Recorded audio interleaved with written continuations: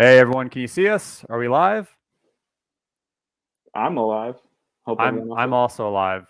But hey everyone, thanks for hopping on and joining us. My name is Taps, and today I'm excited to have a round two discussion interview AMA with the strategic Veve OG himself, OMI whale and NFT artist, the bread cat from space, Brock McBlockchain. Thanks for coming on, Brock. How's life, man?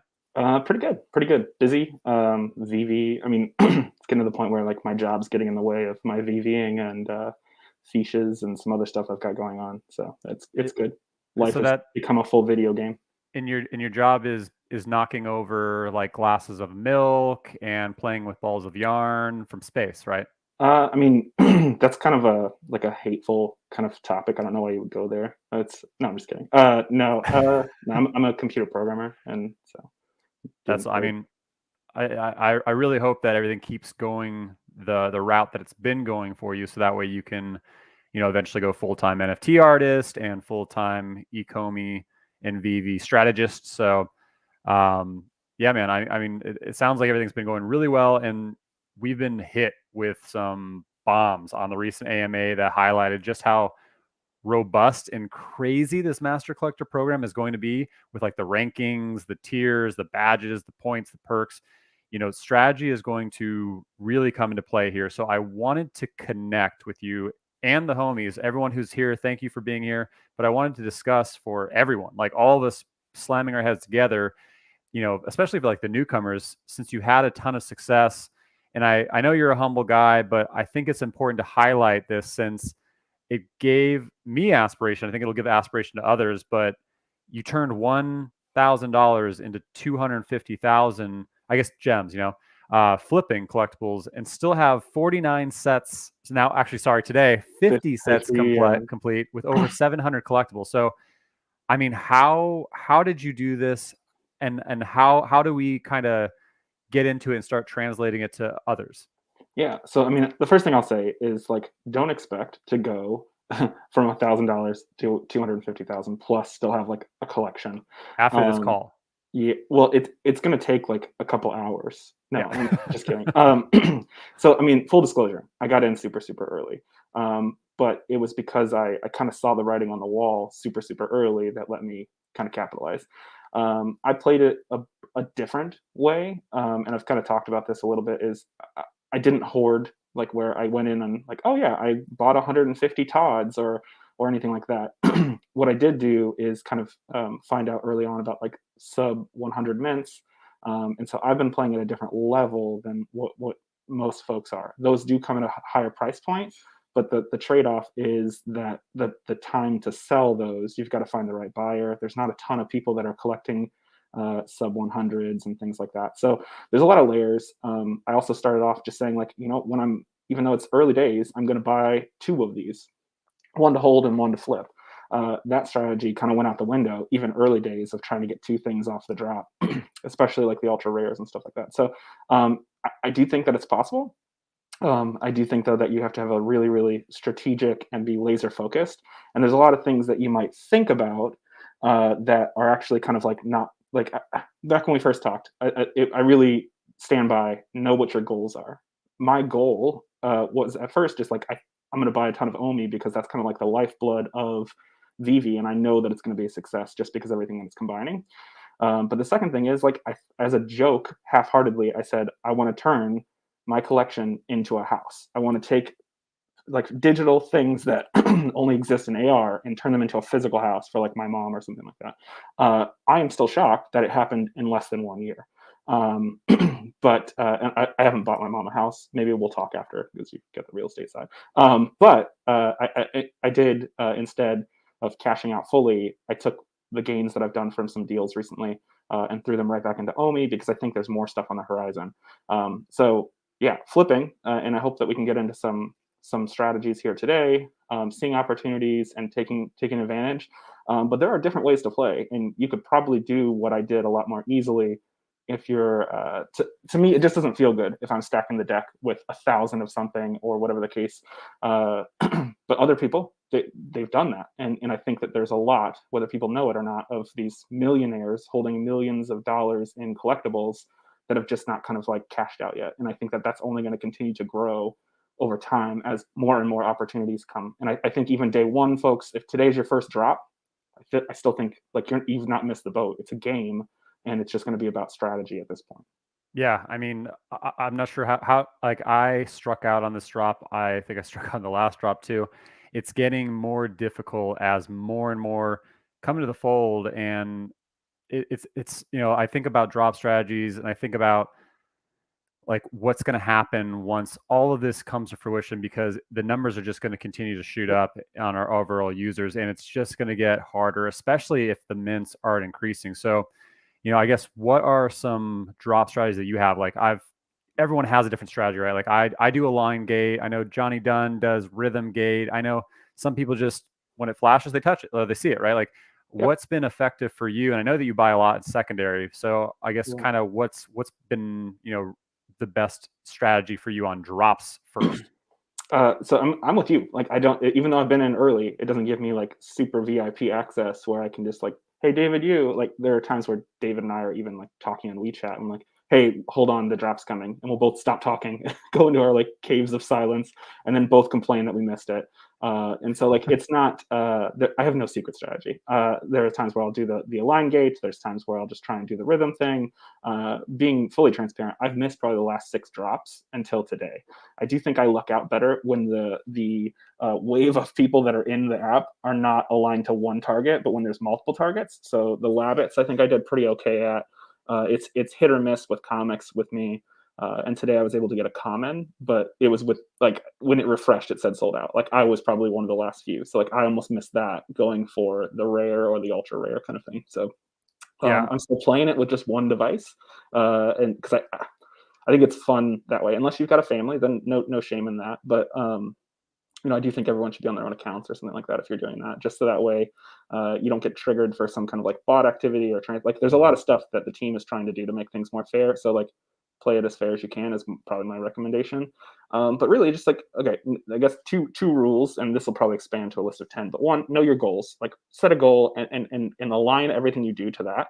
The second thing would be know that the game is actually not the drops. The game is on the secondary.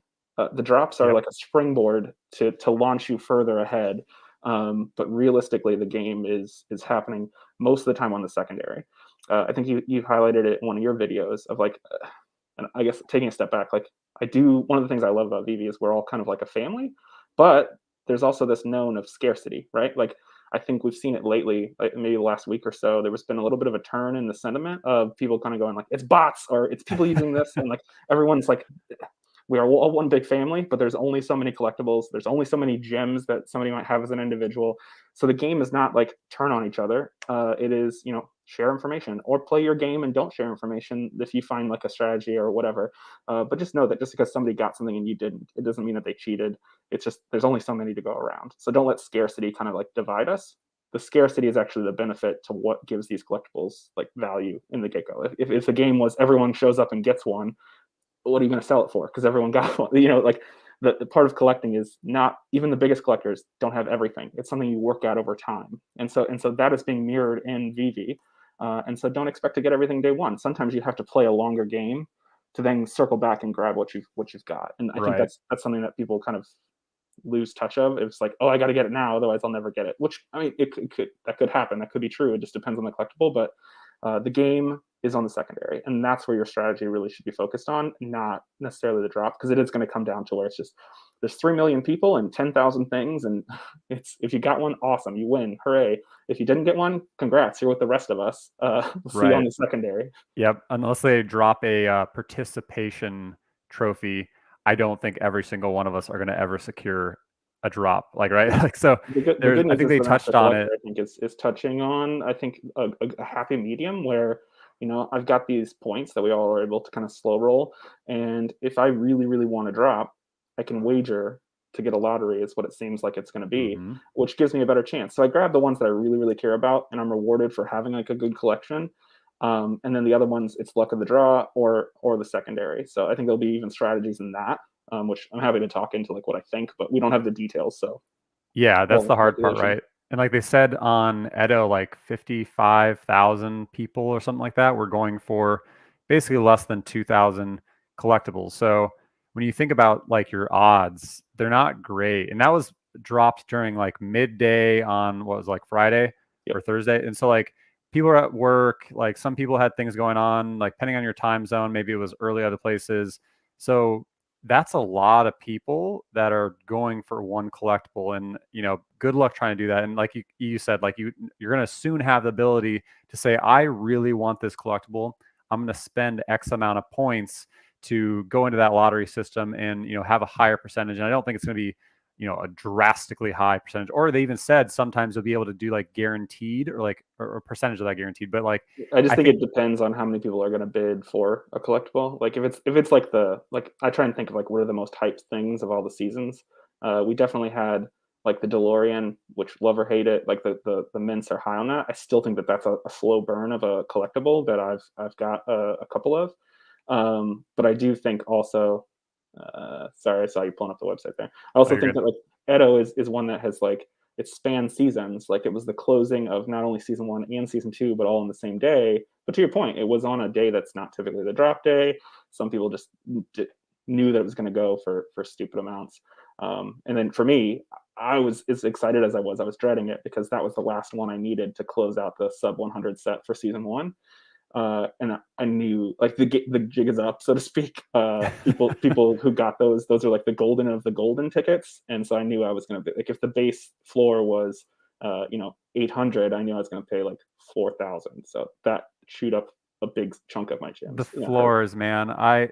So during the AMA when they were talking about the Master Collector program and the point system and all that, I was listening, but I was just rampantly like in the app, and I actually noticed the app slowing down. So that means everyone was doing the same, or at least a lot of people were doing the same thing as me, where I was watching comic prices shoot up, and then when they talked about the secret rares, the first thing I went and I clicked in that Hooverville rabbit, and I looked at, I can't remember, that's the secret rare rabbit or labbit, and I didn't have enough gems, and for some reason, I don't know if my hands were sweaty because I was freaking out. I couldn't grab one, but I watched it go from like $500 roughly up to like 780, and now it's over $1,000. And I really wish I just had grabbed it. But with the point system, how do you see this changing the way we collect, right? Because this is a whole nother, not necessarily, well, kind of like a new currency, a whole nother element that is going to be very important that's being, absolutely just shot into Veve and Ecomi. So with how, I guess, what's your strategy? Like we know secret rares are going to count for extra points, but we also know that every collectible is going to count for points. So what are your thoughts on going for a secret rare, and those obviously shot up in value, versus commons, like cheaper commons like Marvel Mighties or comics, and also sets? Yep. I think that's a good question. I think until we have the details, like I'm keeping my strategy pretty fluid. I joked around that like if season 1 was Batman was the hero, season 2 definitely like the Marvel like Spider-Man's were the heroes there. I think season 3 it's time to swing it back to the villains, and so I try to put myself in the mindset of like I'm not a hoarder where I buy up like tens and 20 of like a collectible. Comics a different story. I've bought a bunch of comics, so I'll just be transparent there. But Me like too. if I was going to be like evil, so to speak, or and a lot of people think like, oh, these whales, they're the enemies, they've got all this money, they're doing this. Collectively though, anybody can do something with a bunch of capital. And so if just like looking at the numbers, I try to call this out on Twitter a little bit, so sorry if this is a rehash, but if I go for the 1 of 1 set that's a secret rare, like the Golden Dragon Girl, for example, it's got a high price point. It's one item, and it's a set, and it's a secret rare, right? So it's like the trifecta, if you will, of points. But if we don't know the points, it could be that it's 10 points per collectible, 20 points for a set, 30 points for a secret rare. And so right there, it's got what, 60 points that I'm earning per day, hypothetically, like if we follow this. But then if I look at a set like Mermacornos, and again, thinking like there's no secret rare, so I'm losing 30 points, but there's 9 of them, so that's 9 times 10, plus the set of bonus of 20. I'm actually getting 110 points, and the price point of that is under 500 gems. So do I go and Right. chase the one? So I think there's going to be a lot of like interesting, like all of these layers will keep the kind of market and the strategy kind of fluid. And then if I was going to be the absolute, we talked about this, it's a wild and crazy strategy. But hypothetically, I could see someone that's been in it a while liquidating everything. everyone listen to this piece because I mean, if you're like, I used to play Dungeons and Dragons and I'm a huge nerd in all the RPGs. So this I dubbed as the chaotic evil strategy. And when me and Brock were talking about this, I was like, dude, this is like evil mastermind level kind of strategy. And if there's any whales in the audience who want to try and do this, I mean, I would wait because it's Yeah, going to you really want matter on the point system. Like to. we need more understanding around this. But if someone or a group does this, oh man, it's going to be nuts. But go ahead, Brock. I just wanted to Yeah. kind of set the stage because it blew my So mind. yeah, so master collector, like right, like this. I think there's going to be a lot of layers, and there's going to be probably like 3 or 4 like strategies that really shake out. There's going to be some people that go for like everyone's ignoring uncommons and rares, so I'll buy those up, and that's half of a set. So then when opportunity arises, I'll pick off the ultra rare, and then I'll chase down the common later, and then slow rolling sets. I think that that's like the straight and narrow kind of way. Then there's the I'm going to go for the one of one sets, the secret rares, and I'm going to block people from getting those. So by me grabbing them now I'm blocking people from completing those sets, which is going to drive the value up. Then I'll slowly leak some of them in as a trickle, get more gems, and then chase after whatever. Like that's another strategy. But I do think that this crazy strategy of like keep in mind the point of the app is to collect things. So like I'm nervous as hell even considering this because of my set is just like so special to me at least, Mhm. where I don't know if I have the heart to do this. But if you liquidated your whole entire collection, get it for like the top value now, and then you go into like the Marvel #1 comics. If comics collect, so right now I think I was looking at them last night. They're like $9, and then looking at how many like liquidity is there, you can buy hundreds and hundreds and hundreds of them before it takes off higher than that. Looking at like lower Mermicorno commons, looking at other common comics, and just loading up to where you've got thousands and thousands and thousands of collectibles, earning all those points and farming them. Farming them so you've got tons of master collectible points. So you've got all this army of commons that are working for you, making you points, and now you can basically go and outbid anybody in the lottery for the high ranking items. And then slowly over time, you can either flip those into the madness and then use that to buy even more commons, and then really start using all of that capital from flipping the higher end things that you almost get off every drop, and then using that to buy up either more commons to just make yourself unstoppable, or That's crazy. going after the things you want. And then as the if enough people do this or do this together, even because that some of these people that are early folks like join together and like we're going to buy all the Mhm. Todds, like we're going to buy all the this, we're going to buy all that. Like that's already happened. But even if new people today rally together and go after all these commons, that floor itself is going to raise. And now you've got hundreds and hundreds of comics. If it goes up double, triple price, which is still only like $30 to $40 for a comic book, which is not insane, you've now increased your capital that you can then jump into the next cheaper thing, and you've just got this army of points. It is chaos. But it's a gamble too, right? Oh, Because for sure. until we really understand more around the point system, like what happens if a secret rare equals like 100 points Correct. or Yep. 200 points, but each one only equals 1 point, right? So you have Yep. to do the But I think math and kind about of figure balance, out, right? You don't want a yeah. too big of a deficit in the program, because then the people that are like the heavy-handed like gem holders are able to just buy up all the secret rares, and then they become unstoppable, and the price point is too high where no one can compete. So like trying to put myself in VV's and Ecomi's shoes of like it's got to be some kind of balance. So I think that every item itself, to encourage anybody to collect anything, even if you can't complete sets, has to be kind of like a bit like 5-10 points. And again, I don't know, like it might be hundreds of points and just like gets really really big numbers, just keeping it small for the sake of explaining. And then sets kind of like a bonus multiplier, and then secret rares is a bonus on top of that. I And just then I they're don't know. stacked daily too. So it's Correct. like you're Yep. going to be adding these to start kind of accumulating further on. And so like and I think this is also a good strategy for newer people who hopefully have some liquidity and are looking for like strategies to catch up to some of the OGs who have been around. Like, you have over 700 collectibles, but you've also been around since I believe day one, right? Like, so you've been around Day for a one year technically, but and I've been I'm not around trying to since, brag. Like I've been in since the first public drop. So yeah, right. I've been able to see the market and see how it reacts, and we're getting to a point where like it was already starting to like right now you could notice like these events that keep happening cause this, like I've called it on Twitter, like a gym squeeze, where like Hmm. people are conflicted. They don't want to add more fiat if they don't have to, or they're not able to. And so the prices start like racing to the bottom on some things. And then that's huge opportunity for other people. So it's almost, you're going to see again, layers upon layers and layers of this thing, as it's almost like it's a living kind of ecosystem of how things are going to go. Because you've got the collectors that are buying just to buy and collect. You've got other people that are buying to flip. You've got other people that are buying just because they don't know what they're doing, and they're just chasing based off like what influences or whatever. No shame. Like some people will just shout that they've bought in something. I try and showcase like here's what it is, and sometimes I won't even partake or pre-buy or anything like that. I just don't believe in that. Right. But no shame. I mean, the game, all bets are off, right? Like you could do anything you want.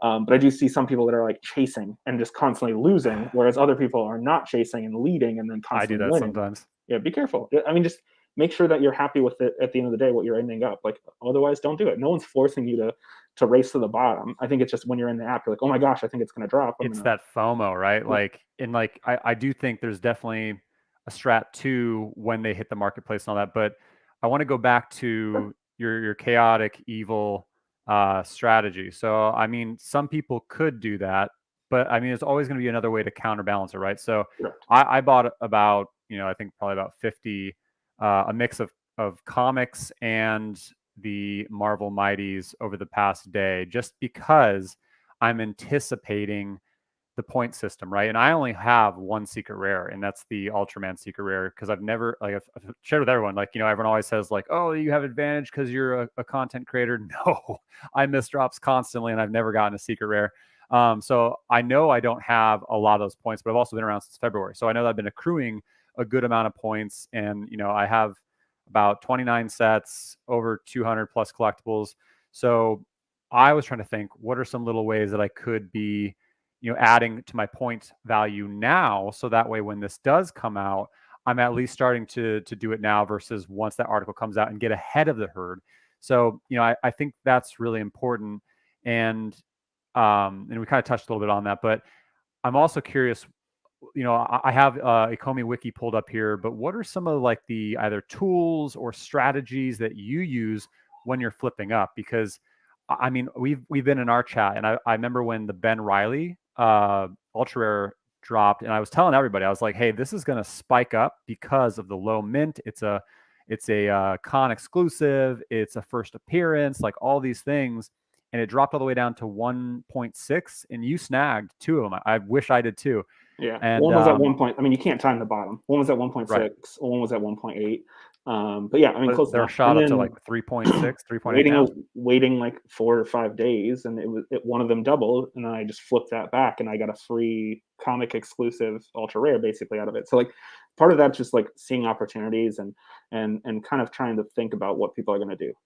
During that gem squeeze, I knew people would be racing to the bottom because they bought it for what, 90, and like Mhm. still like even the person that sold it at like 1600 didn't lose in that game, right? Like they instantly what, 15x their money or whatever. So it's just knowing kind of like how the market typically reacts, thinking about how it might change, understanding that nothing is constant. Like I called out like this like law of 10% that I've coined over the last year, but even that's starting to change a little bit because now people are on it and they're anticipating it, and so sometimes it'll way overshoot the 10% because people are racing to the bottom because they need gems. Other times it'll stay at 10% and the price will either drop, or it'll stay at 10% and the price will climb. I guess to explain that, what I've observed is when there's a 10% of the total supply, so say there's 1,000 of something, if there's 100 listed in the market, that's probably the floor for the time being until more people come on, but then you'll see the supply reducing and the price will climb up. If you see over 10%, so say there's 200 available, it's actually either already dropped significantly from where it could be valued at, or it's about to. And so Right. there's some people that will actually look at that and kind of use that as a metric. It's not a hard and fast rule. I'm guaranteeing you nothing, but it's something that I've used as a tool to kind of say, like, where do I think this is going to go? And Um, on that note, what you just said, just this is all strategy, right? So everyone, this is not financial advice. We're not yeah, saying to go with these strategies, but just wanted to say that. And everyone in the chat, make sure you hit that like button. Let the fam know that we're here. We tweeted about it. We want to make sure that we get as many people in here, especially the newer users, because I think asking someone who's been around in the app, using it probably every single day, for the past year has a lot of strategy, and that's why I wanted Brock to come on, because I really think it's important for us to get together and get ahead of this, because we're competing against hundreds of thousands of people now. So it's just going to get worse. So I think this call is important. So make sure you hit that like button, let people know that we're in here. And, if you have some more questions, I'm going to ask Brock, but we will be accepting questions. So super chats, of course, get, priority, but, Ecomi's in here. When ham sandwich. Oh man, that would be great. I think that's an inside joke. I used to hide the word ham sandwich in lots of things that I would prepare either for work or whatever, just to see if people read it.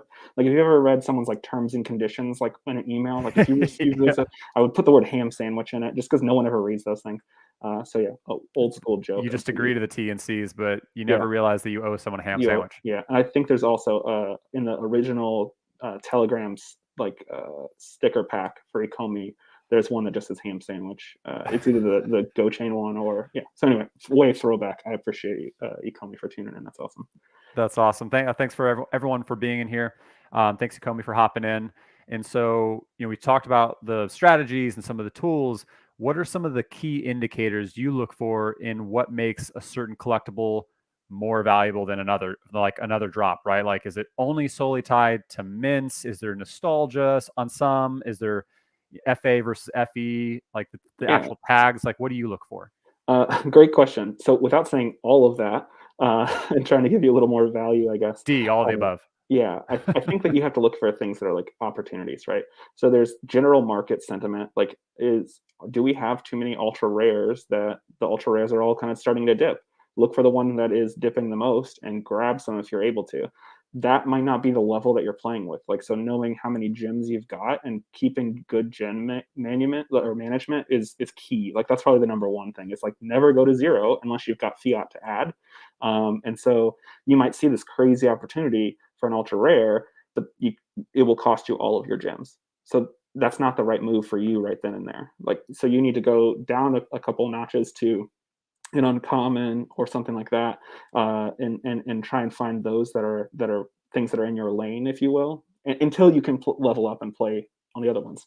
There was a strategy that I used once where during one of these kind of gem squeezes, even before we got any kind of these Comic-Con exclusive type scenarios, where people were just running low on gems and started selling Rizzos for 3,500 when they were supposed to be 5,000. And that was a strategy where I just like, haha, you priced it too low. Like, nope, mine all day.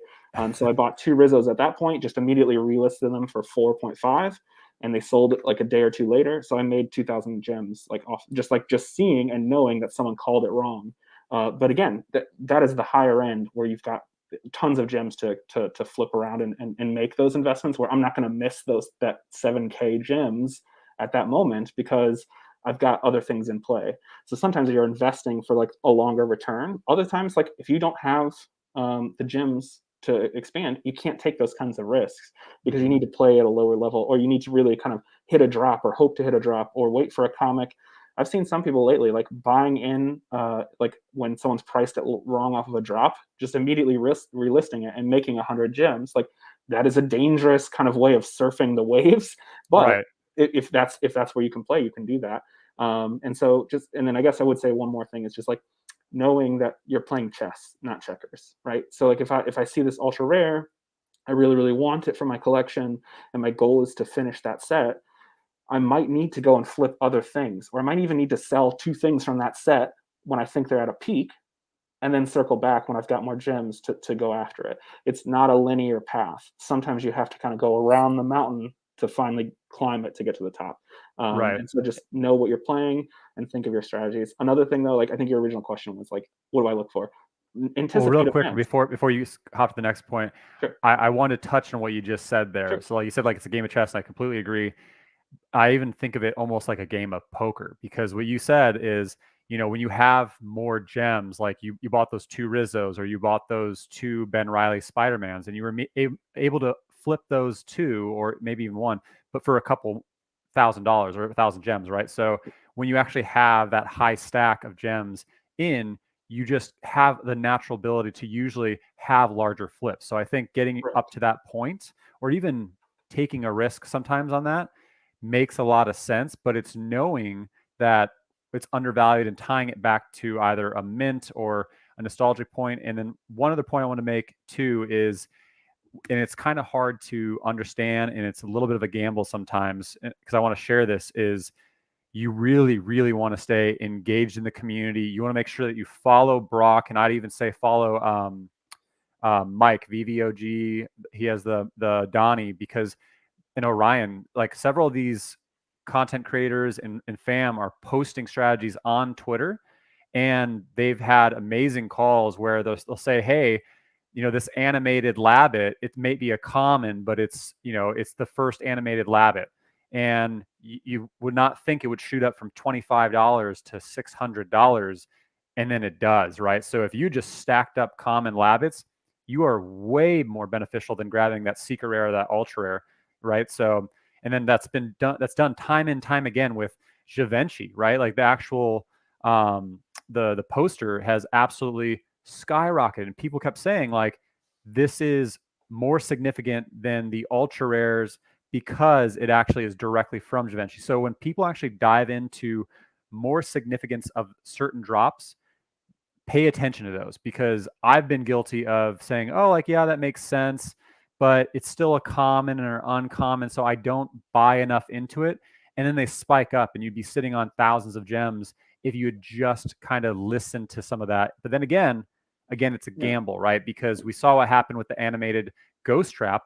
I thought that was going to absolutely spike, and I lost gems on that because I bought more than one.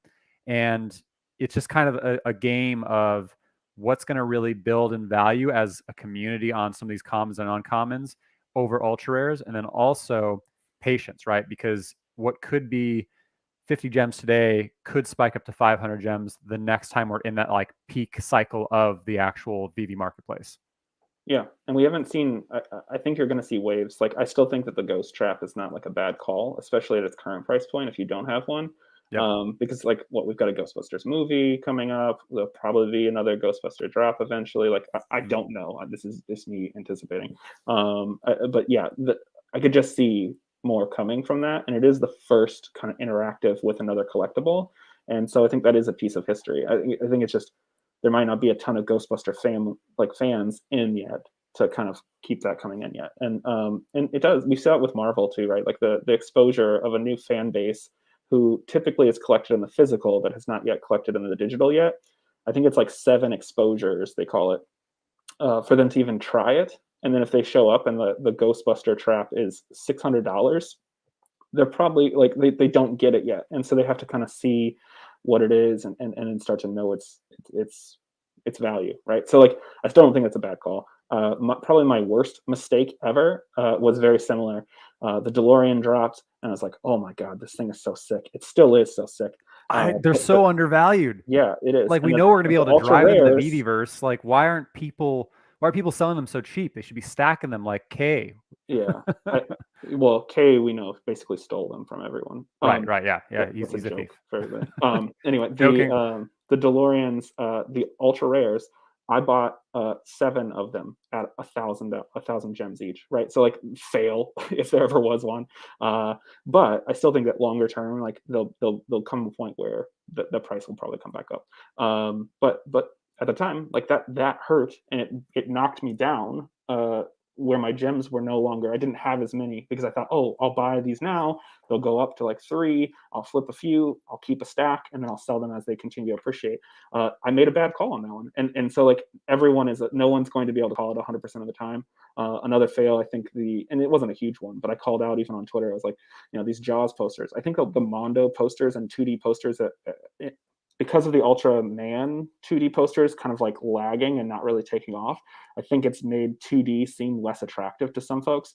But these Bond ones are crazy. I know people are like, I wish there wasn't 8 Bond ones, but those are small sets. Like if you want to play the Master Collector, like there's a move right now if you've got the funds to go and snatch all the ultra rare posters of the Bonds, and that's now you're blocking tons of people from completing those sets, and they'll have to pay to get them, right? Like there's tons of opportunity.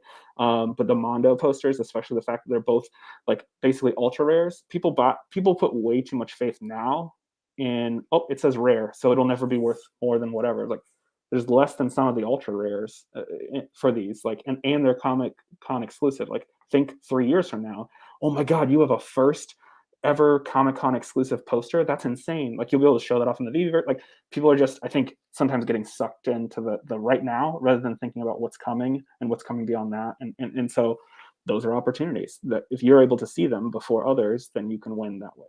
I agree. I mean, that's actually a really great point, right? Like thinking about it, like, oh wow, you have the first drop from a VV collectible that was tied to the first movie, right? Like we have so many movies tied back, like that with Bill and Ted, or and like I think it's a good point that you should be especially looking for those easy set completions, right? Because I like we won't know what the point system is until they come out with this Medium article, which I hope it comes out soon, so that, because it's going to be off to the races. Everyone's going to be in the app trying to maximize what Yeah. they can. But I think it is important to complete sets. Like that seems like it's probably the most key piece, but there is obviously the element of having a lot of collectibles and having secret rares. But we're getting a lot more new users who may only have 1 to 5 sets complete right now, Yep. versus those of us who've been around who have 20, 30, 50 sets complete. So what advice would you, I guess, kind of give to these newer users who are trying to catch up, Yeah. to get more sets or potentially increase their rank from today over the next month or so? Yeah, I think that's a great question. I tried to think about like, what if I was, we even hint, we might have a challenge for ourselves coming up soon. But yeah, I think if I was a new user, I think that it's a distraction if you're a new user and you don't have a lot of capital to chase sets. I don't think that's the way. I think you need to flip your way into having like a somewhat sizable bankroll, and then use that to start making smarter investments. Don't chase into the high tier stuff, and it seems like you might want to, because oh my gosh, it's going to go from here to there. But really, kind of take a reality check of like, how much further can this go? Right? Say I somehow have 2,000 gems, and I see an ultra rare that's now 1,800. I could buy that and then only have 200 gems left to flip, which then takes me down way slow for what I'm able to do, and that ultra rare might appreciate to Hmm. 2.3k gems, right? So what did I actually make there? I made 300 gems. Versus if I go in on something that I think will go 2 or 3x and I go heavier into that, I've now tripled my stack to keep going. So again, it's that, don't always go direct, especially when you're low and starting out, because you don't have things that I can go and flip something that is whatever to replenish my gems, make a double up over here, and then come back and rebuy it. Even if it's 200 or 300 gems more, I still have the difference now left to keep going. You You don't can have rinse that repeat luxury. that with other collectibles too. So now you're at 900 gems, and maybe now you can buy that Rainicorn or whatever that you needed to complete a set. So you're Correct. you're flipping up and winning in another added way. Yes. Yes. Keep it moving. Keep your gems. And again, if I want a Todd, don't go, oh, I made, what is it at now, 1,600 gems or whatever. Don't go, I made 600 gems. Todd, I've got a Todd and nothing else to go with. No, go for like, try and double it from there, double it again, then buy the Todd with like only a fourth of your stack. Hooray, I've got the reward of the Todd that I wanted, and I can keep going. Brilliant. And so we kind of touched on like the posters, but what are the, like, in your eyes, and I think we kind of agree on this a little bit, but what's your opinion on like the low hanging fruit collectibles? Like and what are also the collectibles that you think like every true collector should hold, like like separate from flipping, right? So I Yep. guess what's the low hanging fruit like to complete sets and possibly points? And then as a collector, what do you think everyone should hold? I think that's two different questions. Yeah. And so the low hanging fruit to me right now, bond posters, is a super. If you've got the gems and you don't need them right now, I think those are easy 2-piece sets that have value to them. That's one thing. Comic books, like, have a handful of all the commons just in case, right? Like, I think that we're yet to see this shift in the market, and I've tried to speak to it of like thinking about where this goes in 6 months, a year from now. Where does that go? And if you really want to see what I think happens, take a look at the bond tickets. There are 3 on the marketplace. Will everything have a floor of $300,000? No, there's only 7 of those. But there's going to be a point where there's only 2 or 3 things, like, or pieces of a collectible on the market, period. Because as we scale, if everyone takes a handful of comics, or everyone takes a couple commons from the collectible side or whatever, like you're going to see, like in the Rebel Duck is awesome at looking at his data. He's shown you, like he named it after me, but it's just, I think, obvious that looking at how many people are actually holding things or how much is on the market, it is all like 10% or less. A year from now, those are going to get chipped away at, and it's going to get to where it's 1% or less. The prices are just going to keep climbing because they're scarce, and that's an amazing thing that we've got these opportunities. So there's a lot of opportunities. I think bond posters is one. Comics, I think, are just super undervalued. We saw comics spike way up, and now they've like trickled off where the comics, it almost seems like it's a losing investment, because buying an ultra rare for 700 gems and now it's worth 300. It's just, I think we're seeing this gem squeeze, and it's going to get to this point where it just hits a threshold and it'll be boop, it's comic book time, and everyone goes into comics. We've seen this kind of like back and forth of where like collectibles started sinking way down and people were getting scared. They're like, oh my God, what is Ecomi doing? Like, it's a market. It's going to do what it does. Everyone's eye went on to the comics, and I was buying up collectibles when that happened because it was super cheap. And now it's flipped back the other way, where now comics, I'm kind of feasting because everyone's like ignoring them. I think it's going to flip back over. Comics, I think, are just super undervalued. And I could have sworn I heard something about like something with comics is coming later. I don't know if it's Master Collector or what. But we're getting so much information that I'm even having trouble keeping up some of it. But I do think comics are only going to get, like, you just have to realize how many comics in the physical get made compared to how many are getting made on Vivi, and the fact that you could get one of every one for like $10 to $20 outside of some of the super like low ones. It's just unreal. Like, it's just not, that's not going to be always. Yeah, and I was actually showing some of the prices here. I mean, you're right. Like the bond posters are so freaking cheap right now. I mean, they're rares, and they're for 4,000 mints. I mean, these are a steal. And I think those are really easy ways to complete sets. But we have a super chat here. I wanted to Super address. chat. Yay! Thank you for. Wait, If I we got to do it in sync, right? The. We're not gonna get it. I'm not good at the rhythm gate. Sorry. I'm not either. Amo Memedovic, I hope I said that right. Thank you so much for the $20 super chat. If Brock had to guess, what price does he think OMI will be at the end of the year and going forward? What is his present sentiment about OMI, and how soon does he anticipate either Coinbase or Binance after Immutable? This is 3 questions in one, and I actually wanted to kind of discuss OMI in relation to staking, which they did touch on in the AMA, where they touched heavily on MCP. So let's answer the first question. Brock, with your crystal ball, what do you see OMI being at the end of the year and going forward? I don't really like to give price predictions. Usually when I get asked those, I just say higher because it's just stupid cheap right now. First, you freaked me the fuck out when you pulled up that, like, whatever that coin just was. I was like, there's no way we're that Spark low. Point? No, you're good. And then, so I guess just some transparency. I did sell we'll just say some of my collection. I still have 750, but some of my like rare things for a sizable amount. That was the lion's share of that 250,000 that I made.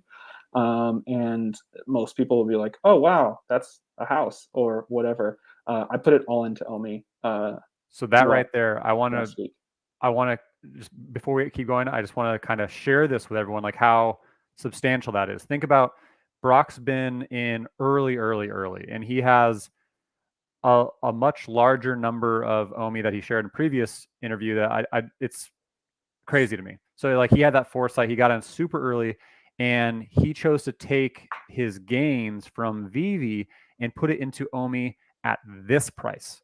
So what does that tell you about, thank you. Like, what does that tell you about keeping that big picture in how high this price has the potential to go? Well, it jumps into the next question, I think, about like asking what my sentiment is. Like, one, I just put my money where my mouth is, and in a significant way. But why did I do that, right? And I'll explain, I guess, some. But again, do your own thing. Like, I'm playing at a different level where like that is technically kind of like house money to me, and so I'm not like, it is a big number, but it is. I'm just being real with you. I'm not saying go this, but I'm 100% in OMI. Outside of Vivi collectibles and some Ethereum that I buy art with, but I'm literally buying Ethereum and then buying art. I'm not buying Ethereum, holding it. I'm just like, if I see something I like from the art side, then I buy it. So why did I do that? Land is coming. Staking is coming. Accessories are coming. I think land is going to be probably the net. Like if you thought I got in early on collectibles and that's why I'm lucky, we are all about to be fucking early on land. And I need OMI that I can touch from tax reasons and stuff. Like my bags are packed and not being touched because I don't want to open up a can of worms with that. So Mhm. I need OMI that I can use, like actually use from the utility for land. I want to buy a bunch of land because I feel like Veve is going to be my home in this metaverse digital thing going forward. So I'm buying as much land as they let me do. I'm buying as many accessories, like as many upgrades.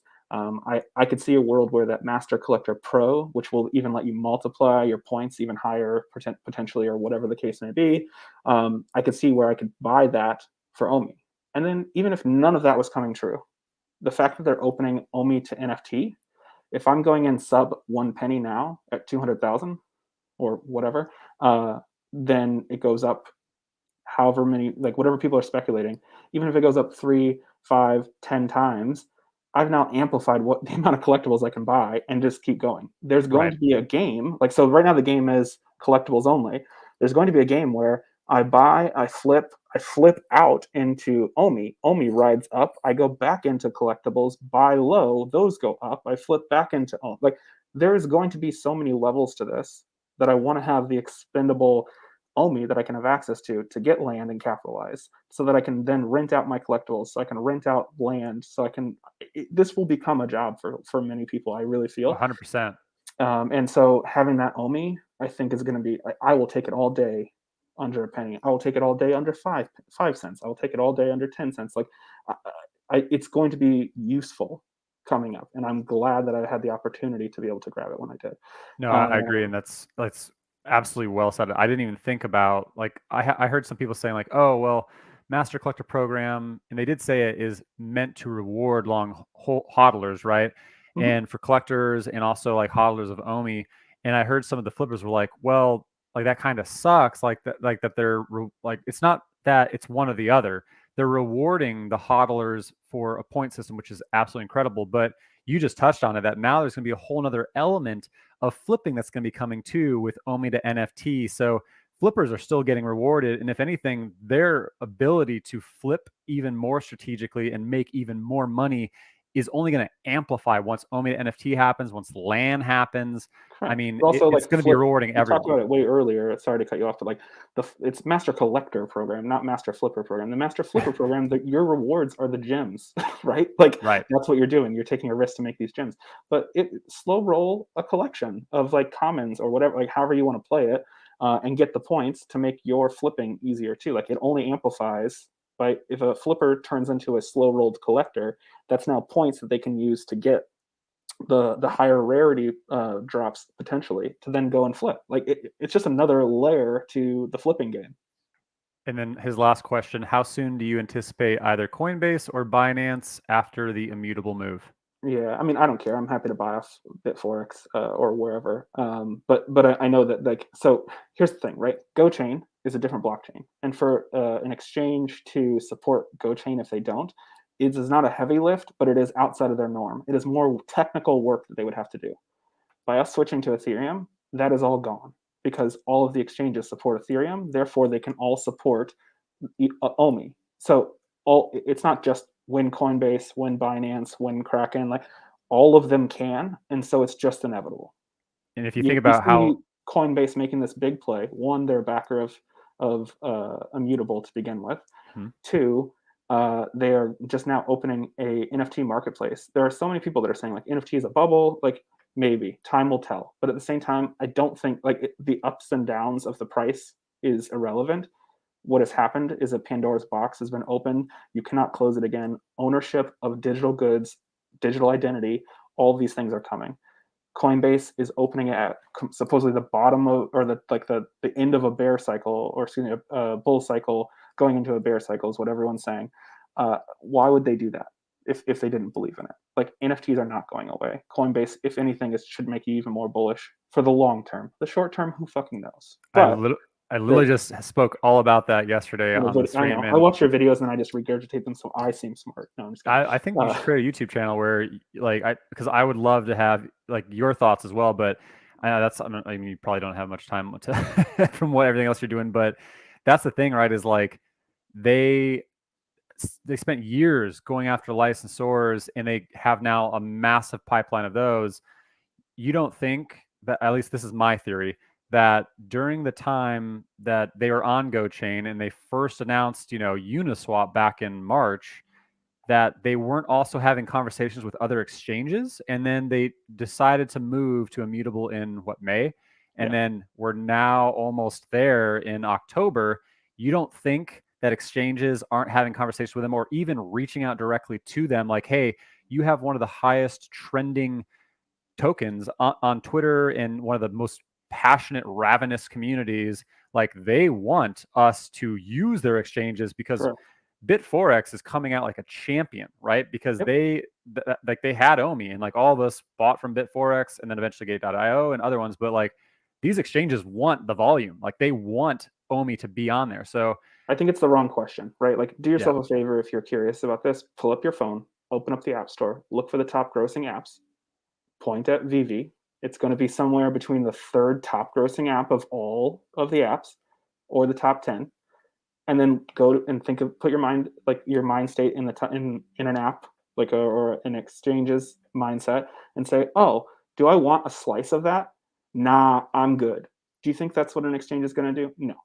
OMI is the lifeblood that fuels VV and anything else that Ecomi makes. They're going to want a slice. It yep, just makes no sense. And if that is where, if Coinbase wants to be like that gateway, if you will, from the non-coiners to NFTs, Vivi's already been there for a year plus now, and Coinbase could list them and take a slice off that too and get it both ways. I just think it's a matter of time, not a matter of when or yep. if. Rather.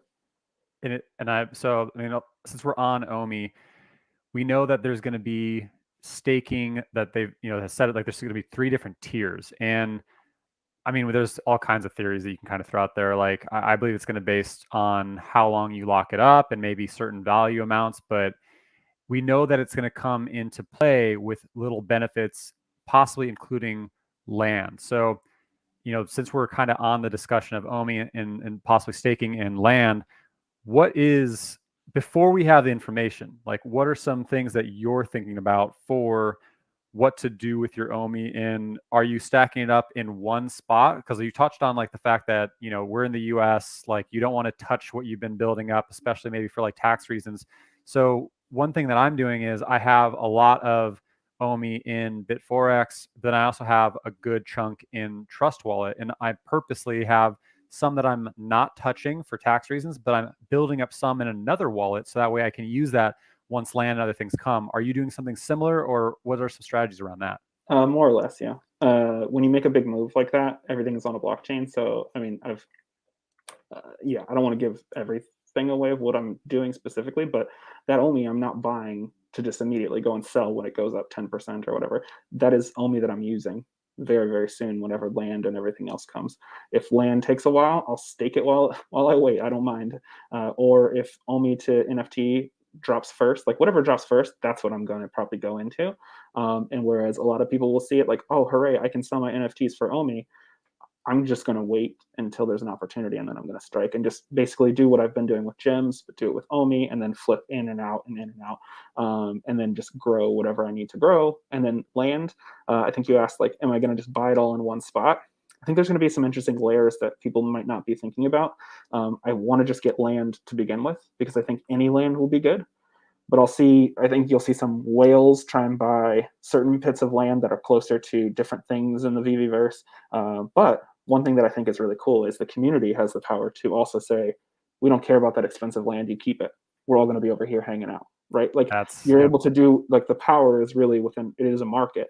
And if somebody thinks that the land is going to be super valuable, if enough people band together and say, let's buy up this cheap land, now that becomes the cool spot. And then maybe if we see like a Marvel land or whatever land start to like kind of crop up in VVverse, maybe that's where they choose to build later, right? Or so it just depends on where people are going to gather and how people are going to use the land. But to me, if the collectibles are part of my digital identity, land is where I'm going to stake. That's where I'm going to show up and build like the coolest thing ever. Let everybody come see. I also see like the being able to share access or sell access to my home or a showroom that I make, or maybe it's the 5th floor in my land or whatever. It'll be a way for me to gather income. But also, I could see some of these people that are building these insane showrooms, like be able to utilize those showrooms to, one, just get access. But what happens when a showroom is no longer a showroom and instead it's a racetrack? Or spooky season next year, it becomes a haunted house that I can go in and experience because more and more things are animated, so stuff can jump out at you. Or if we get the ability to actually like do something that triggers an animation, or do something that triggers something to be able to move in unison, or even things like a train track going around where you could then have collectibles on a track that are moving around that were static Thomas the statues. Tank Engine confirmed. No. Yeah, because I know what's coming for sure. Yeah, but these are where things are going. This is a digital world where your imagination becomes alive right in front of you, and my kids will be able to experience it all. Like, so why would I not want land that I could share with them, or land that I can share with friends? And you and I can connect in the Viviverse and have this in the Viviverse, is what David Yu was saying last night in this like impromptu AMA. So like that's where it's all headed. Any Yeah, kind of land that you can get your hands on, I think, will be valuable. Sure, some more than others, but also it's if enough people band together and start building, just like in real life, if cities start cropping up, that's where everyone's going to want to be. So it's going to be where the content and where the things are happening, not necessarily where the whales say it's going to be. yeah. You said a lot of different things there, and I want to touch into that because land, I mean, those of us, that's why I went from, I think I had like 15 sets, and then now I have 29 sets over the past month because I really started thinking about like, I need to do everything as possible to get Master Collector Program or any little benefits towards land, even though land is 5, maybe more months away. But everything I can do today leading up to that point is going to help me long term. So one thing that I think about is how impactful this is for the community, because when you look at metaverses, you see these big, big successful ones that are non-crypto, like Roblox and Minecraft. And then you see the ones that are successful, but also have issue with really getting active users, and they can't really target the masses like Decentraland and Sandbox. VV Verse is going to be the perfect mesh of both. And I mean, that's going to make it absolutely a big advantage over other metaverses that are going to take more time to get the masses into crypto more so. And I think Coinbase doing the NFT marketplace is going to be a big help. But I do think there's going to be a lot of different strategies, like you said, on where you select land. Because if you go with the Decentraland strategy, then you'd want to get land that is the most visible, right? Like you'd want to get land next to whatever the Ecomi buildings are, where people are going into, like for the marketplace, that'll be eventually in there, or close to VV City, or even where there are like set live events, like whenever they have like a drop party, something like that. You'd want your house to be close to that, so that way you're constantly visible and people can come visit, you can rent stuff. Or you could go with where are the places that people want to hang out the most and see, like Johnny Dunn's house or Roman's house or Brock's house, Ray Fixie's house, like the people who have just stacked up tons of points and collectibles and are going to be able to make the dopest houses. So there's a lot of different elements to it. And Beyond that, there's even layers on top, and I'm trying not to like blow people's minds of where I think this goes, but like blow I them might have minds. my house here, and I might have like a bar somewhere else where people come and like do. David, you said something about drinks. I don't know what that means, but I might have a bar where those drinks or whatever that is can be bought and sold and traded, and there's like a micro economy inside of these drink collectibles or NFTs. And then beyond that, I might invite these people to come and do, like you said, live music or whatever, and there literally could be like where I have businesses in the VV-verse that I'm making money off of.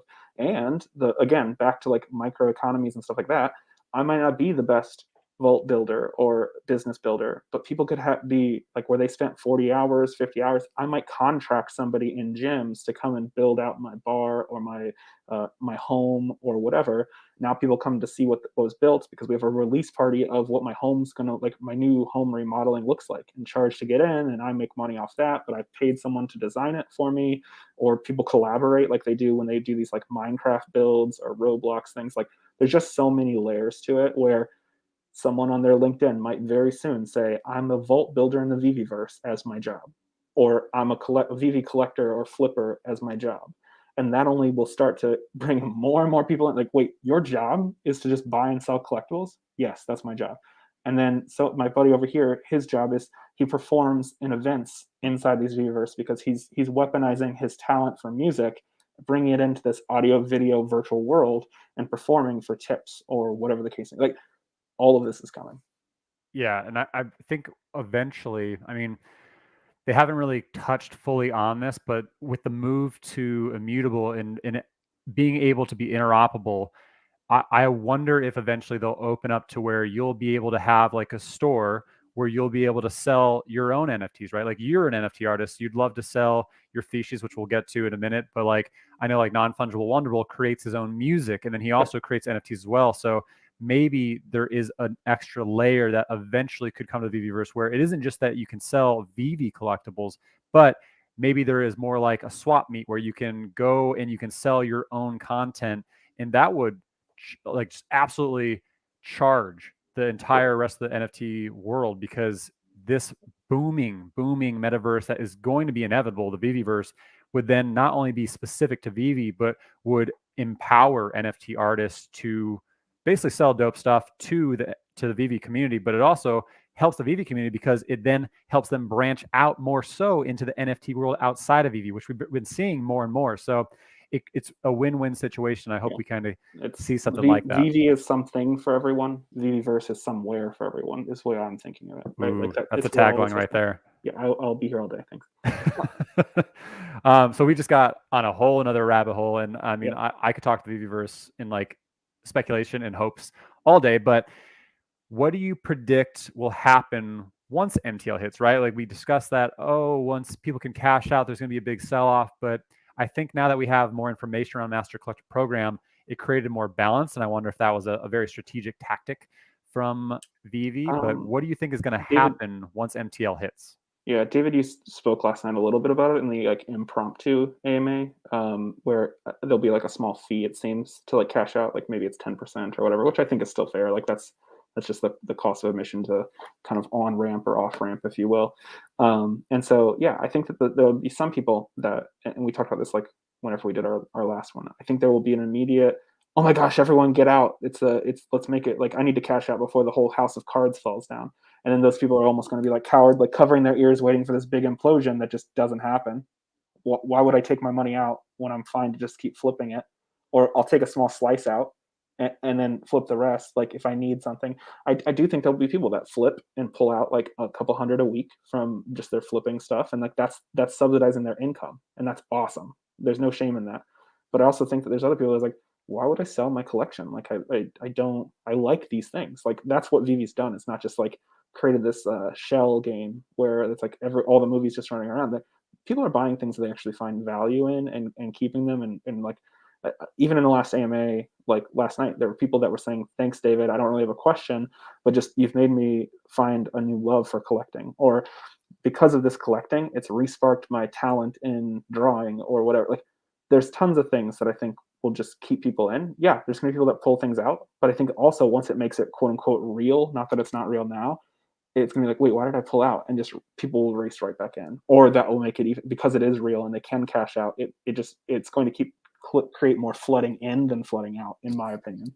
I think that's like the psychology of money investing, right? Is like when everything's dropping down, everyone either goes into a sell mentality or into like a bunker down mentality, and you watch it. But you really need to flip your mentality to be a true investor and make sure that you see that as an opportunity. Like when everything dropped down in August, I was adding collectibles here and there, not on the ones that everyone was looking at. And I should have gone a lot heavier and grabbed like a backstab labbit when it was $650. Now it's well over what, $2,000. Yep. But like there was so much opportunity then, and then we're now, well, it's kind of starting to pop back out. But for the past 2 weeks, we've been in like another dip, and that dip is higher than that last dip. Yep. And so it keeps moving the needle up. But for the past, like I said, past 3 weeks or so, I've been just completing as many sets as possible. I've been buying, I bought like a Rainicorn, I bought a Marceline, I bought, things that I needed to complete on the AMA when they're talking about the point system.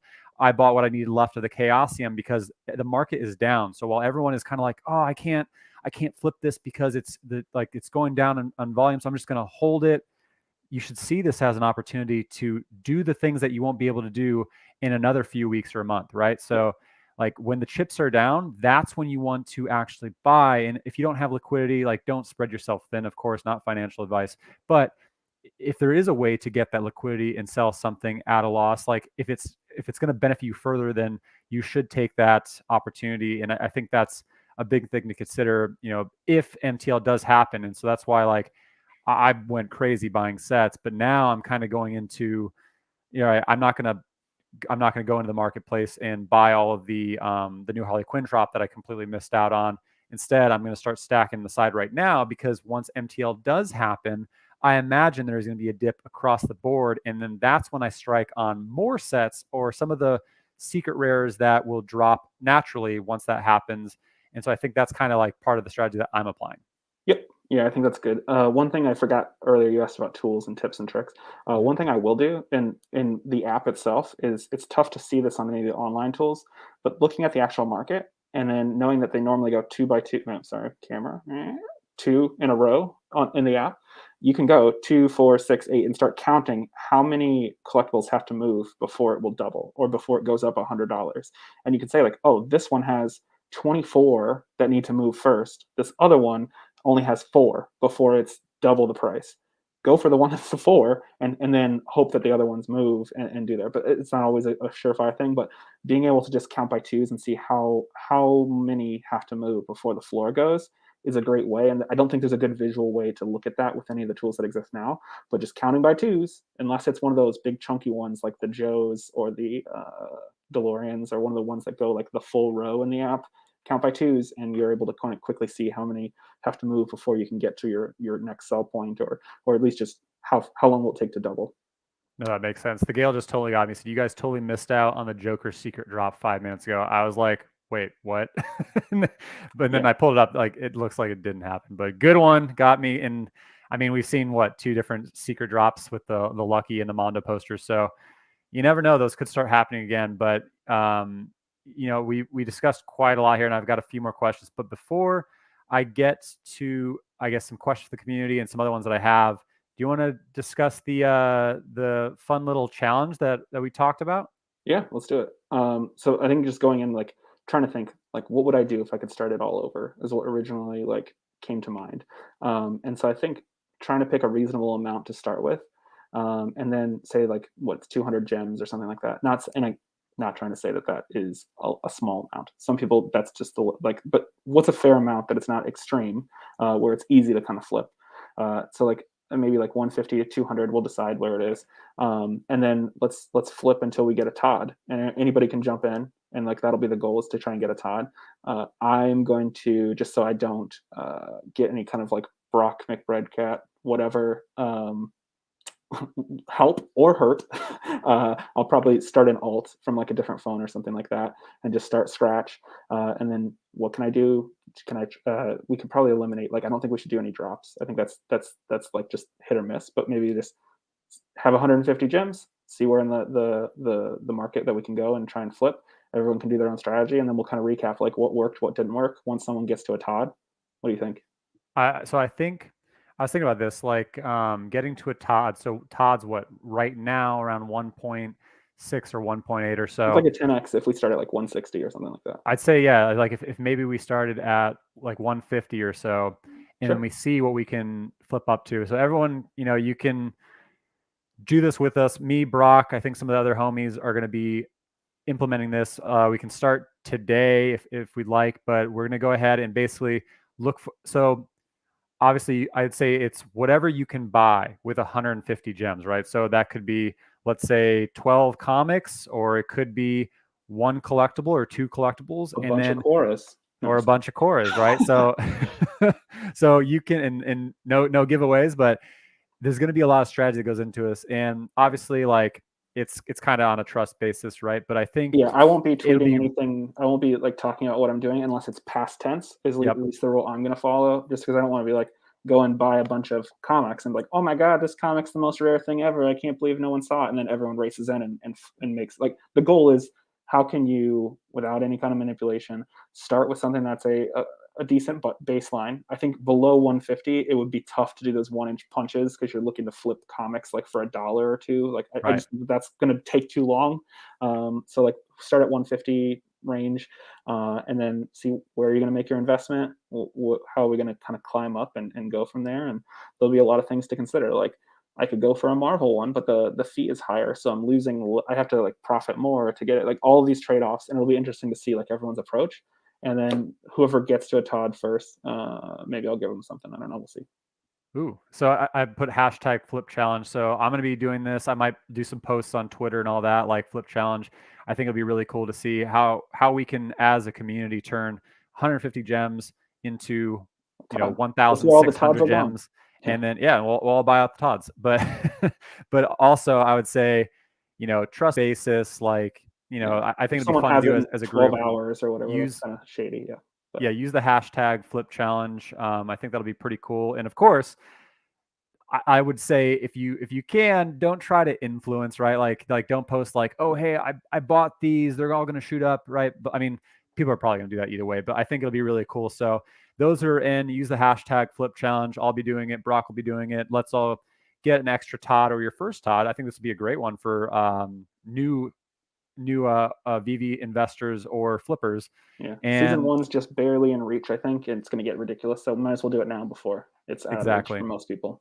Yeah, we already saw like Andre Jick, his first collectible he bought was a Todd, right? So Yeah. like more are gonna see that, okay, like there's a lot of value to that. And eventually Todds will be, I won't be surprised when Todds are 3 grand or 5 grand.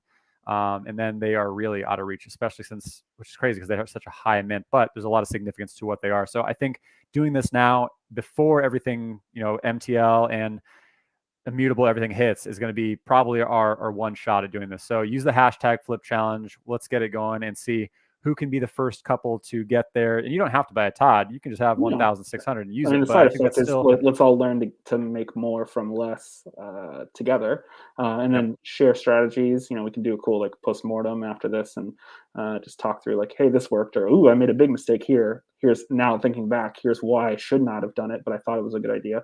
I think it'll help everybody kind of grow together because, like we've said, it's only going to get more and more intense. The game really is on the secondary, so let's take a practice kind of training wheels approach. Oh, hey, that's a cool Absolutely. Twitter. I'm going to show this Twitter real quick, and I'm going to have you talk about it, and then we're going to take some questions from the Sure. community. So everyone start thinking about your questions. We've got Brock. Obviously he's absolutely crushed it in both VV and Ecomi, and he has a lot of brilliant strategies. If you're just now tuning in, I highly recommend, even if you've been the whole time, like I'm going to be rewatching this because I've been talking and listening, but I'm going to be rewatching this and taking notes and thinking about what Brock has said because he's dropped some absolute gems. Make sure everyone you hit that like button so that way more of the fam again sees this, and leave a comment after the video as well because that helps the algo. And I think this is really going to be impactful for a lot to understand strategy going further as Master Collector Program comes because it's going to get nuts. So Brock, you've shared with us kind of in our little group what you've been doing with the Fishes project. For those who don't know, Brock is very experienced in NFT collecting and flipping as well. Outside of VV, he has tons of different things. He's well versed with other NFT creators as well, and he has created his own project called Fishes. And would you like to touch a little bit on what this looks like, what it's going to be? Sure. Yeah. So still kind of keeping things behind the wall, so to speak, but we're looking at early November release date. So maybe the first week. I'll firm up a date. But the idea is basically there's a lot of 10,000 generated projects. This is another one, but we try and take it Thank you, Ecomi. We try and take it a step further. When Think ham about sandwich fish or fish. yeah, when fish. I feel like this is fair for all the win. I'm still wondering though, when drivable T-Rex Ecomi. Anyway, Oh, where's Trevor? Get Trevor in here.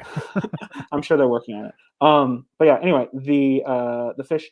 Think about if you could buy an NFT and then create like a VV showroom. But what font is that loading in? You do not have emojis. That's supposed to be emoji fish. Anyway, I'll look into that. So anyway, the website will come alive here in probably the next week, and you'll be able to learn more about it. But you can buy a fish if you feel like it. No pressure. If you don't buy it, no big deal. But for every fish that you get, you can then set up a virtual aquarium. Think of a virtual aquarium for fish, like a 2D VV showroom.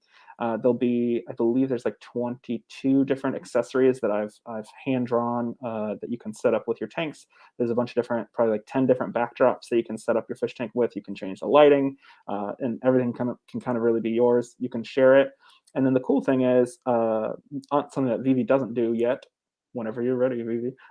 If you buy a fish, you get airdrops. And so if the fish sell out completely, I'll guarantee 2 years of content. So that'll be like monthly, even maybe more than that, airdrops. And so it could be everything from you have a fish or multiple fish, gives you kind of more opportunities to get different airdrops. But you might get a special accessory that'll be an NFT for your tank. So something like a submarine that you could put another NFT inside of that'll move around, or you could, oh hey, those are cool. Whoever has those might get something extra. I thought I would show some of the fish that I already own because I follow Brock Yeah. McBlockchain and what he built early. So I own a couple fish before the project's been launched. So really look forward to seeing. If you own one of these arts, it would be really interesting. We'll just say if you held this piece, you could get that glowing rectangle or diamond, if you will, in your fish tank, because maybe it unlocks exclusive content for having some of that art. I don't know. We'll see. But anyway, you can get these airdrops. So maybe 40% of people get like a rare coral piece that you can put, or you could sell if you don't want it. So 20% might get a treasure map piece that you could then assemble the whole map and maybe you get something. 10% might get these submarines. So you could flip these airdrops if you're not interested in them. Other people might get like a snail or a bottom feeder fish to clean their tanks. The whole thing is just like buying the ticket to ride in the fish, and you can enjoy it and it has immediate utility. But then you get this kind of journey of content. And there's a bunch of like kind of hidden things that I've baked into it. Maybe there's something special about their astrological signs. Maybe there's something extra. So just again, it's a fun project. If you want to jump in, my hope is to try and give way more value than it's going to cost to get them. But it starts off as a 2D fish. And then when you actually put it in the fish tank, they're fully animated. There's like 15 different types of fish. Each has their own unique animation, and then just more and more things will come on top of that as it goes along. So it's really going to be like an adventure or a journey, and there'll be a lot of fun things. Maybe your fish will die and you'll be so sad, but then something else happens where you'll do anything to resurrect your fish, even go to extreme lengths. We don't know. It'll be fun. That's awesome. I love the idea, and I've been a big fan of your many fish when you build up. Like I think the fact that you can create this, like this is absolutely beautiful, and you're a very talented artist, and I really look forward to when you can retire and go full-time NFT artist and VV land slumlord or slumlord and renting out your stuff. But the Fishes project I think is really cool because there hasn't been anything like I've seen it. The Twitter just started, so join it. That'll be slow dropping content. But really the idea is give you something that has immediate utility, and then have an adventure for a year or two, depending upon if they sell or not. I'll guarantee at least 12 months for anybody. But if it does sell the whole thing, then I'll extend it for 2 years. And then after that, I'll open it up to where another NFT that you buy on like OpenSea or whatever, maybe that can become entangled in your fish tank, so you can have a custom backdrop. Or I've got other artist friends that might come in and do one of one different accessories, so you can really have a super unique tank or whatever. There's a lot of layers to it. But yeah, so it's a new idea for slow dripping content over a long period of time to just give constant utility and enjoyment. And I mean, I'm always looking for, long hold NFTs because we know eventually there's going to be a big wipe and 95% of the NFTs are not going to make it. So those that have utility, that stand out, that also have ties to other artists like yourself, I think are going to be, what really holds true. And plus, like, one of the best things that like, even one of my favorite content creators on NFTs outside of Veve, which is DCL blogger Maddie. He's very, very outspoken in the space. He even creates, his own NFTs, which are absolutely selling like crazy. But he says just buy what you like, right? Like, so that way, if the price does go down, like, you just have a natural hold mentality, and eventually the price will probably go back up anyways. But you also want to use it and play with it. And like, I love aquariums. I think this is a really smart project, and I really look forward to seeing, what you do with it and as it comes. And yeah, so I mean, congrats to you, and everyone go follow the Fishes on Twitter, and we'll look for the site. Once the site's up, I'm sure we'll have a bunch of retweets on it as well. But I Cool. did Yeah, want I to take appreciate the some. support, but again, no pressure. If you're not interested in it, I understand it's not for everybody. But if you are interested, there'll be a lot of fun secret surprises. Awesome. So I want to take some questions. I know that we're, Yeah, let's coming do on it. time here. So from Split Sniper, question: how do you remain emotionally unattached to the collectibles you get? I find it impossible. This is a good question because I find this really difficult as well. Yeah, I think that that's an interesting question. I would say almost like who said I'm not emotionally attached? No, I think that it's you have Dead inside. for me, yeah, for me, it's about kind of having. I don't know if you've ever gone into a casino. Some people get addicted to gambling and whatnot. I've only done it for fun, but I found the two pocket system my only way of staying sane.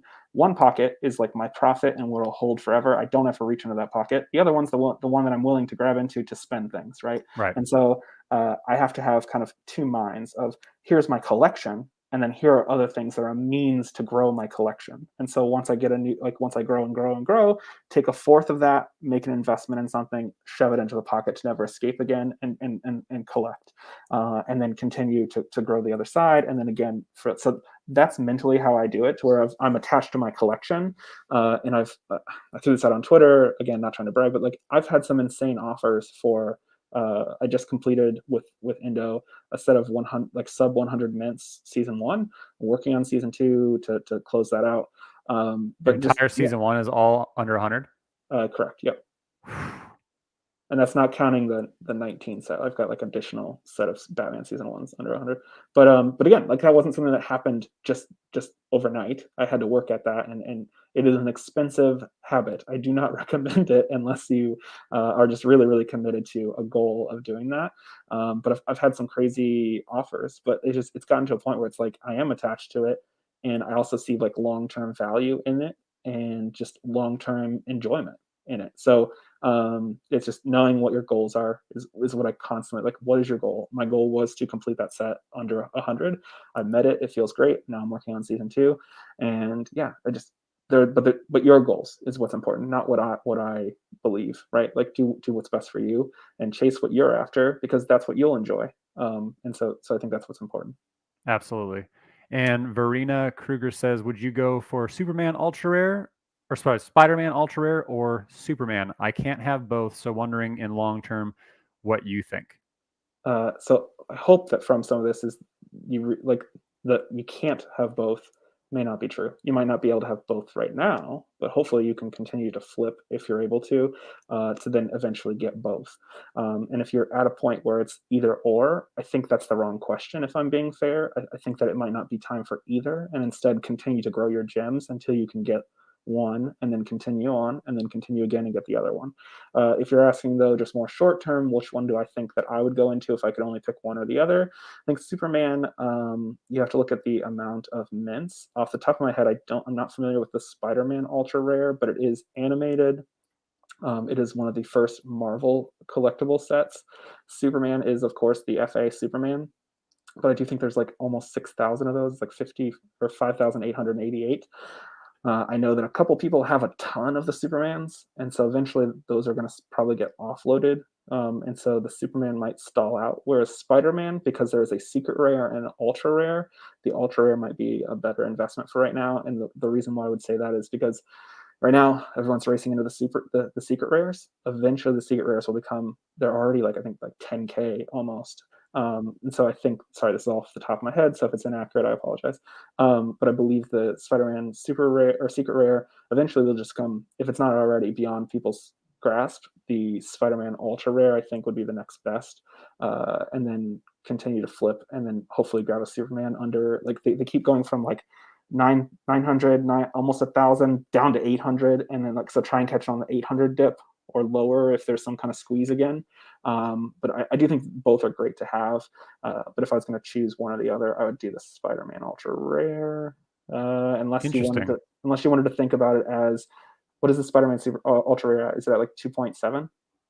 And what's funny is like I would go Superman personally, but at the same time, like there's different mentality. That's why this is so fun, right? Like, so the Spider-Man animated is only 2,500 Then editions, you could and the go two Superman Supermans and is do whatever. But like, if I'm being honest, like what would I do between the two? Neither. I would take the 2,500 or 2,700 or whatever you're going to do for the Ultraman or the Spider-Man Ultra Rare or the Supermans. Find a way to 2x that, and then grab both, and then have like the 1,000 difference to keep going. right. And how I look at it is like the Superman, it's its own set, right? And they said multiple Sure. sets stack, which is not something I'm exactly stoked for, but like you can just spam by Supermans and Captain Carters, right? So like each one of those is a set completion, even though it doesn't show that your sets are going up, right? So like I think that has a lot of value and weight to it as well. But obviously, since that happened, Superman price has shot up. So I would, in my mentality, like if I wanted to go that route, I would wait for Superman to cool off and for like the hype from Master Collector Program to kind of die down a little bit. But I mean, also if taking the fact that Spider-Man Ultra Rare is one of 5 to complete a set, right? So Correct. it's a lower edition, and it's even at a higher price than the Superman, which makes sense for the total edition being, you know, a third of what Superman is. But do you have a secret rare Spider-Man already? Like, do you have the ability to complete this set? That's something to consider. Kind of looking at, you know, like what the strategy is to it. Totally. But I also, without knowing the goals, I think it comes back to like, do you like both of them a lot and you want one because you want it for your collection? Like outside of all the gaming and the layers of the Master Collector, if it comes down to just these are two pieces that I just really, really want, I would say continue to play the game and then get and flip your way into both. But if you're looking for Master Collector points, Superman makes more sense. If you're looking for just trying to chip away at that Spider-Man FA set, the Ultra Rare is also a great one. I would probably go, I think the Spider-Man Ultra Rare is going to climb faster than the Superman longer term. I agree. It sounds backwards, but that's what I think. Yeah, so I guess it all comes into the fact like what's your timeline, right? Like that's the name of the game with all these things, right? It's like, when do you need to flip it, or when do you want to flip it? What is your goal for what you're flipping it to? And like, yeah, so that makes sense. And then Dream Life TV asks, would you give up Lucky Secret Rare for Todd and other, I guess, collectibles? Call. Yeah. So for me, no. My lucky though is a number 72, which is the number that's on the foot. And I'm You're crazy. 3/5 of that collection I have. Still, if anyone's got the camo or the red one, my DMs are open. But yeah, so for that, if I had a different one, then potentially. But I think the Todds right now might cool off a little bit soon. Like I could see them dipping to like 1,300. But yeah, I would say like if you need gems, Lucky is one that you could probably. There's the artists and the art collectors, I think, have not fully shown up yet. I think we're going to see a big surge of the art. And much like we have collectors that have come to Vivi that weren't collectors before, or they've got into Vivi and now they're buying the physicals, I think there's going to be this kind of like bubbling up of people that don't know it but have a deep passion for art. And so those Jermaine pieces, the Kazakh pieces, and potentially other, like we've got Decon coming up with more artists that should show up. Tristan, please. The more that you get into the art side, I think that those are going to appreciate a lot more rapidly. So I could see the Lucky continue to grow. Todd, I could see also continue to grow. So it's an interesting choice. If you don't have gyms and you don't like art, flip the Lucky. If you like the art, the Lucky is one to hold on to, I think. And find another path forward for the Todd and the other collectibles. So it just depends on what your goals are, I think. Sorry for the lack of an answer, but I think the Lucky is only going to become more and more like valuable The Todd, I think, will still also climb, but you've got some time left on the Todd, I think, for a little bit longer. The Lucky, I think, will become like those are going to become less and less and less until they're just gone. The Todds, I think, there'll always be someone that's willing to flip a Todd eventually. Agreed. I'm going to do two more questions and then we're going to go ahead and wrap this up. But Sure. so let's see. Stu Sean Z says, been stacking ultra rare marvels, currently up to 6, bought several over the dip. What are your thoughts on the potential of comics? And this is actually one I'm generally curious too, because I'm more of a collectible collector. I make sure I have one of every single comic, and I go more commons versus anything else. I actually really want to buy some of the really cool comic covers that are important to me, but there are some people who are just gung-ho all comics, and there's people who are just gung-ho, collectibles. So curious what your thoughts on what on comics are as well. So this is one of those things that I try and look into the future, right? I think comics have right now one set of utility, and that is I can collect them in the app, and then I can drop them in AR. I can't yet put them into a showroom. I do think that eventually that changes. And what would be really cool, and again, this is speculation, is if those comic covers that have 5 different variants for each one all have like different niches and stuff that people might like. Like I might like this one that's like all white with just the secret rare, or I might like the ultra rare that because that one just looks way cooler. It would be really cool if a comic in AR was readable, and a comic in the showroom was almost like a 2D comic poster. And I could put those either on a shelf and showcase them, or I could blow them up to the size of a poster and have a comic cover as a poster in my showroom. I think if that happens, comics are going to become set on fire. And so you could pre buy those if that ever happened. If that doesn't happen, though, again, not saying that it would, if it doesn't happen, I still think there'll be comic collectors that have yet to show up that will then raise the floors over time. I'm super into Carnage and Venom, and that Mm-hmm. Spider-Man ultra rare with like him in the Venom suit or the symbiote suit was just super cool. And I bought it. I think it was like 750 gems, and I thought that it was a good deal. But then I was like, like I'm noticing across the board all these comics are dropping. I need to give it up. And that was the call that I made. I talked about it on Twitter just because I wasn't trying to like dump and then whatever. I'm just like being realistic. Like I'm happy that I got this, but I think the value is going to drop. I think it's at like 350 now. So technically, I could grab 2 for what I ended up selling it at if I really wanted to. I still think they're going to linger on for a little bit more, but eventually, it's just going to be like it's like the pulling back of a slingshot. It's just the comics are just going to take off, and so I'm very very eyes on the comics. I think commons are going to be the first thing to get chomped up because master collector points Yep. under $20 all day. If it gives you tons of points, it's going to just depend on how the points are.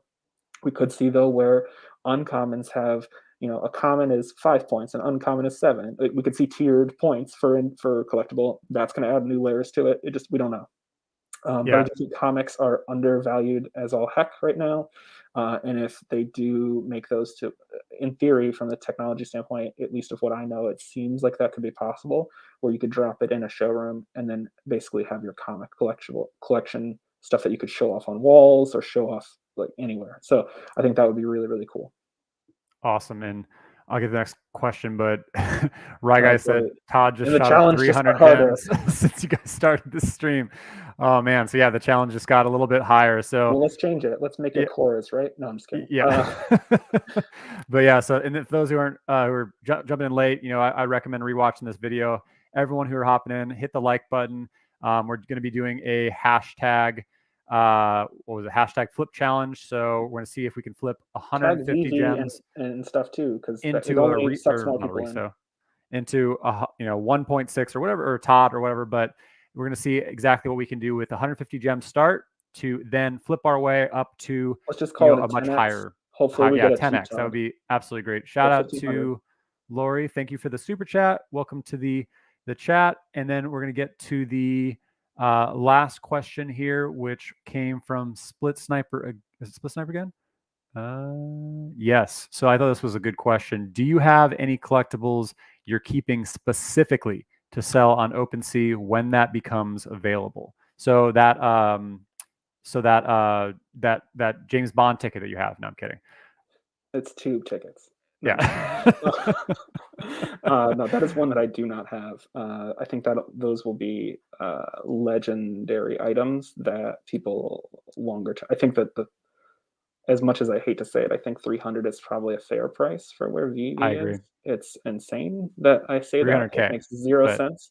But yeah, anyway. So with that, the OpenSea question, um, I I think we touched on this before. I think right now everyone's like pre-buying Labbits because Frank Kozak's been open about like he's all for utility and stuff like that.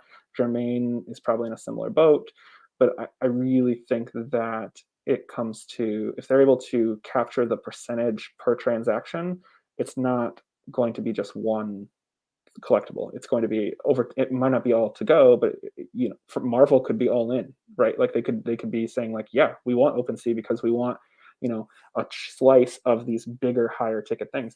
I think to really watch the OpenSea thing, or the way that I'm seeing it, is it's actually an open door for bigger money to come in because mhm. I can if I've got a bunch of Ethereum, I can't just walk into VV without charging a credit card today. OMI to NFT is one doorway. Going and buying something off OpenSea and then bringing it back into VV, flipping it for gems, and now it's open season. Like that's the thing that you should be looking out for. Not so much like what can I pre-buy to flip on OpenSea, because I think that you might get it lucky and get like a higher buy, but there's also going to be volume there, right? If I'm pre-buying 100 Labbits and now there's the supply on OpenSea is 100 Labbits, where's the price going to go? It's not going to stay up for everybody, and so it's an interesting gamble to try and play. I think we saw the Labbit spike up. I think the Neon one was like 700 gems. Mhm. I think longer term the price is going to be there, whether it's OpenSea or not, if not higher, just because the additions on that one is just crazy. I think right now they're super undervalued if you've got the gems.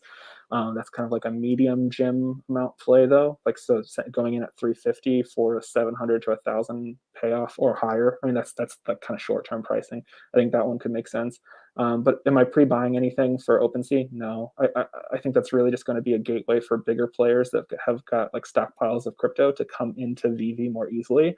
And then you're really going to see whale games where, oh, hey, look at these 200 FA Harlequins from season one that are just sitting there and have sat there for months that I've, boop, now they're gone. Now That's the that all piece, that's left right? is like 10 that are in the 100,000 like that people listed as a joke, and now the floor is just like a Donnie, right? Yep. Because the whales hold them all, and there's only a few that you can actually get your hands on. So it's going to get crazy, and these are not opportunities necessarily that I'm paying attention to as opportunities to go and sell for higher. I think the market's going like OpenSea and VV are going to kind of balance because when they're imbalanced, that's opportunity and people are going to fix the balance, right? So like it's going to be a short term for the OpenSea thing, but what you're missing is those sales, even if they're like 10% higher, are now that many gems that can just immediately enter into the VV marketplace, and now whales are in with significant capital. Right now, the only way to get a bunch of money is either do a bunch of credit card transactions or do something that you're not really supposed to do. Yeah, I completely agree. OpenSea is going to be, like some people said, like, oh, like, I don't know exactly how big it's going to be. It's going to be nuts because I do agree that, yeah, you're going to have a lot of new money coming in. Yep.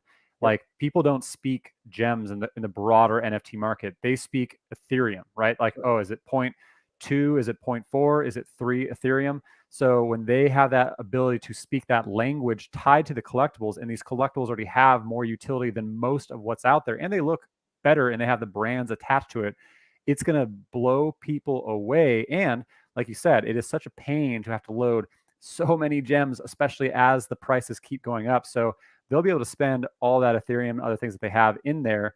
And another element I think about too is when you think about what kind of articles, what kind of news comes out for VV drops and all that, it's usually tied to broader news and not so much like a coin telegraph or crypto news, right? So once they actually have that transition to be open to OpenSea and other marketplaces, that's the piece that's going to be a whole nother layer that people don't consider. And we have a secondary market right now, but we're about to have a third market with OpenSea adding to that. So there's so many different layers that are about to happen that a lot of people don't understand just how crazy this is going to get. It will give opportunities for what, like arbitrage, where like, oh look, so the price shifted on VV, so it's actually higher. So I'm going to Yep. scoop up the ones on Ethereum, on like an OpenSea or Immutable X's like marketplace if we had there or wherever, or even Coinbase's. Like who knows where? Like there might be like tons of markets, and you'll see like differences between prices and being able to buy and sell and move all around. So it'll be interesting. I'm more interested in OMI to NFT because I think that is not even having to wait for like OpenSea. It needs a listing. OMI to NFT, all I have to do is jump into VV, buy anything, flip it. Now I've got gems, or the reverse. So I think that's going to add a lot more layers to things, and that's what I'm excited for. Awesome. Beyond like 100 other things.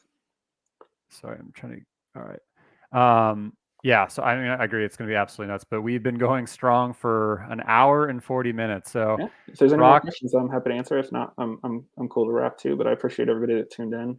let's take, I guess, one more, because I saw Lori had one too, and I think this is one to address. What if whales dump their dozens of Risos and Supermans on OpenSea? Somebody has to buy it for them to be able to do that. So I mean, I think it's an opportunity, and it just like any other market, whether it's OMI coin or Bitcoin, like if the demand is not there, then the price has to drop, or vice versa. So I think that most of the whales that I'm in a bunch of groups for people that have been in early days or teamed up to buy Tods or whatever. Like I try and keep my ear to the digital streets, if you will. A lot of people are not doing what you might think of, like, well, I'm going to buy 1,000 of them and then I'm going to dump 1,000 when the price goes. There's actually benefits to playing it like in the slower game and just like slowly cashing out over time. So yeah, I'm not concerned necessarily about like if they dump it, it's opportunity for somebody else. And the market will correct itself. Like the value will be where the value is by the market. So let them, if they want, that's opportunity for somebody else. But I think by dumping anything anywhere, you're driving the price down. And that's more opportunity for other people. And if they don't buy it, then it's a race to the bottom, and the market corrects itself, and we go from there.